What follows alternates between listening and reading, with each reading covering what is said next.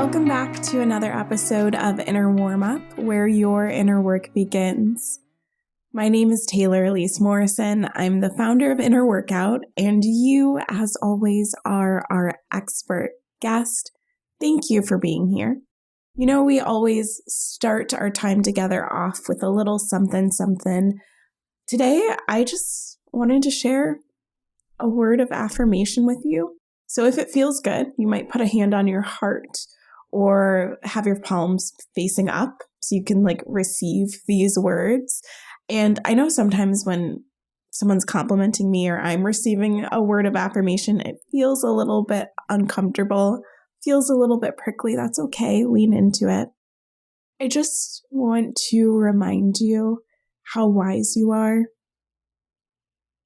I want to remind you that you know so much more than you're giving yourself credit for about yourself, about your experience, about what you need to do next. I just want you to be reminded of that. Maybe take a breath to receive those words, to believe those words, because they're true. They really are. And on that note, we can go into our interview, our time together. So if you're new to the podcast, we every week have a question, talk a little bit about it, and then I give some time for you to reflect and respond in real time, however you would like to. And the question that we've got on the table today is, what inspires awe? What inspires awe? And honestly, this is a revised version of the question. Originally, what I wanted to ask you was, what feels awesome? And I just realized, I was like, are people even going to click on this? Because what feels awesome sounds like, I don't know, like an 8th grader wrote it. Because the word awesome has kind of lost its meaning, right? Like awesome used to mean filled with awe. And now awesome is like what I send to my husband when he tells me that he's picking up something for dinner and wants to make sure that my whole order is set. And I'm like, yep, that looks good. Awesome. Or I'm emailing someone and they're giving me an update on the project. And I say, cool, looks awesome. And that's a bummer. And I'm not calling anyone out. Like, those are examples of how I personally use the word awesome right now.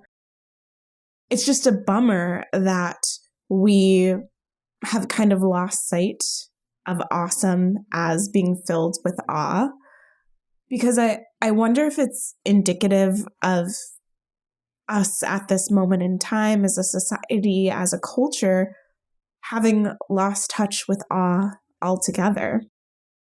And if, as I'm saying awe, you're like, I theoretically understand the concept of awe, but could you remind me what it means? I had to look it up too. Awe is a feeling of reverential respect mixed with fear or wonder. Straight out of the dictionary. A feeling of reverential respect mixed with fear or with wonder. And we're talking about awe and what's awesome and what fills us with awe or inspires awe in our lives. Because part of the bliss dimension, one of the subdimensions, is all about connection to something bigger than ourselves. And awe is what happens when we're connected to something bigger than ourselves. For me personally, I've been having moments of awe related to insects right now. And it might be confusing because I'm talking about something bigger than ourselves, being connected to something bigger than ourselves, but also that I've been in awe of bugs. Make it make sense, Taylor. I will. So bugs remind me of how intricate nature is. Yesterday, I was sitting and reading by the lake, and I was leaned up against a tree, and all of a sudden this beetle dropped down into my water bottle. And I had this moment of awe. I was looking at the beetle and actually noticing that it was really beautiful in this weird way, but also was kind of terrified that it was on my water bottle and I didn't want to hurt it, but I didn't want to touch it. But then I was noticing how, like, the texture of, I don't even know, do you call an insect having skin? It's exoskeleton probably. Like, how the texture and the color was like almost as if someone painted it so that it would blend into tree bark. And I was just like staring at this beetle until eventually I had to flick it off so I could open my water bottle and drink. There was some fear, but there was also this wonder. I also saw a terrifyingly large wasp the other day, and again had this moment of awe. Like, even as I'm sitting here now, I can picture like the inky black color of the hornet or the wasp, but also like these touches of yellow. And it just looked like the design, the aesthetic of this terrifying bug that I did not want anything anywhere near me was still enough to have me pause for a moment and be in awe of it. You might think of awe if you're like, I don't want to talk about bugs, they're disgusting. Normally I would agree with you. I've just happened to have some moments of awe with them lately. But you might feel awe as you look up at the sky. A lot of times we feel awe at sunrise or sunset or when the sky is doing something particularly colorful. You might feel awe as you notice the change of seasons. If you live near a body of water, as you watch the tide come in and out. You might feel awe as you practice a spiritual ritual, as you pray, as you go to temple or church. And all of these moments of awe, some that exist through nature, some that exist through practices that we choose to engage with, they're these reminders that we're not alone. Like, I was in awe of the bug, not just because it surprised me, but because it was like, oh, these creatures have this like entire world and ecosystem that is related to the world and the ecosystem that we live in. We feel it when we look at the sky because we can know that the same sky that I'm looking at is the sky that my cousin who lives in Spain is looking at.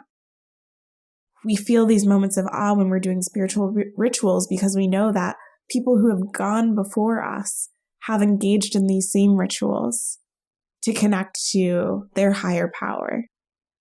These moments of awe, these moments that inspire awe, remind us that we are connected. And that's truly the essence of the bliss dimension, is a reminder that we are connected not just to ourselves and not even just to each other as humans, but also to a world, a universe. So I've gone enough about this and about bugs and about how we've butchered the word awesome. And now I want to turn it over to you. What inspires awe in your life? What inspires awe in your life?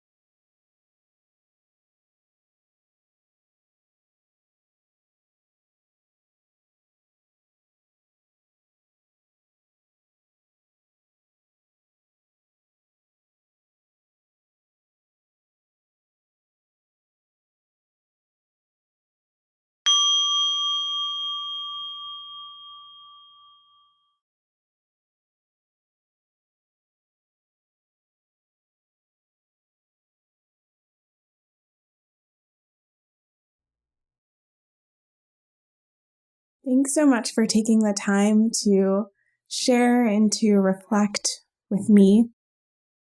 If you spent some time with that prompt and realized maybe you're missing out on some awe, or you'd like to incorporate more, I want to invite you to our next inner co-working session. These are free audio sessions that we have started doing once a month. And the whole idea is that you show up in this audio room and you do the self-care thing that you've been meaning to do, but it keeps getting pushed to the bottom of your to-do list.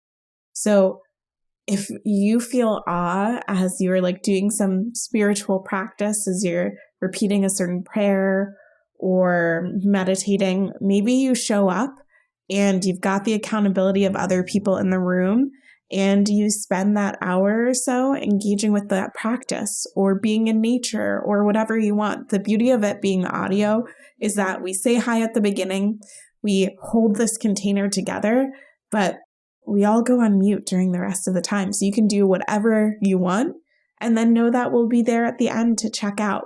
So if you are intrigued by the idea of inner co-working, if you head to innerworkout.co/schedule, you can RSVP for inner co-working. It has become a highlight of my month personally, and I would love to have you there. So thank you as always for your time. Thank you for your expertise, and take care.